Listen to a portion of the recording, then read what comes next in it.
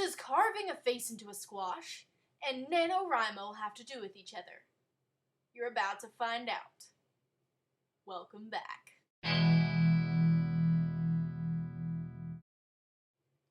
Mi madre and I, we're in Aldi.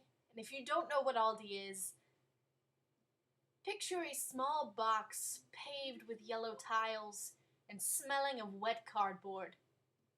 And you know what Aldi is. So we were in Aldi. So we're pushing our little cart down the aisles, and I look down. Pumpkins. On sale. I was told to grab 3 for our jack-o'-lanterns. We needed protection from the creatures of darkness that stalk the night on Halloween. There was one tiny little flaw in this otherwise fruitful plan. These pumpkins were the size of Hogwarts. But I didn't know this until my mom had walked away to look at cheese. But determined to have victory over the squash, I leaned over the cardboard crate that they had been shipped from Texas in.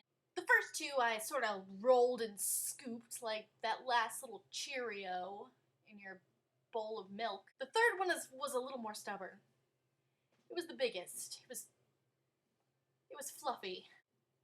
So here I am, giving a hug of death to this pumpkin as nice little old ladies come by and smile at me, turning purple from exertion. That's a big pumpkin you got there, dearie. What a nice young lady you are. Yes, ma'am. Thank you. Not to mention the strapping young gents in a stunning show of chivalry walked by on their phones texting.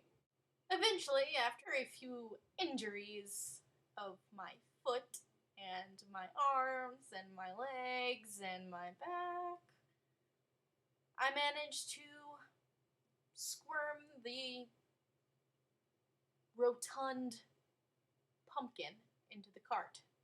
After a short amount of time, I found myself elbow deep in the guts of the biggest pumpkin. Shortly after that, I had myself a beautiful, magnificent, marvelous, poorly carved pumpkin face. This little experience of mine may not seem like it has much to do with National Novel Writing Month, but it's actually a great metaphor for the NaNoWriMo experience. On November 1st, we start out with a task that seems like it's impossible to accomplish. Everyone else in the world carrying on with their usual lives like it's nothing. Then, after a course of small victories and small injuries, we find ourselves elbow deep in the guts of writing a book.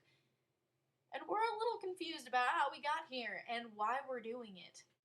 We think to ourselves, why do I have any business trying to write a pie when all I can seem to get is stringy, slimy guts?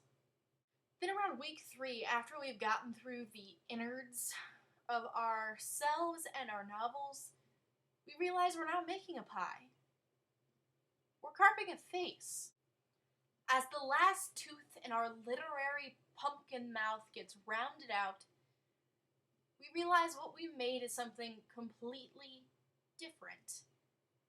It's not perfect. In fact, it's pretty rough. But it's ours. And it's unique. What you've just done doesn't look like something that someone's done before. It doesn't look like any sort of pattern that people have made and put in place to make the perfect pumpkin pie, to make the perfect book.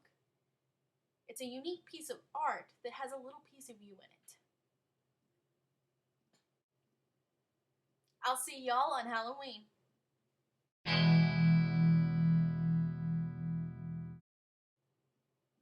I really need a piece of pie now.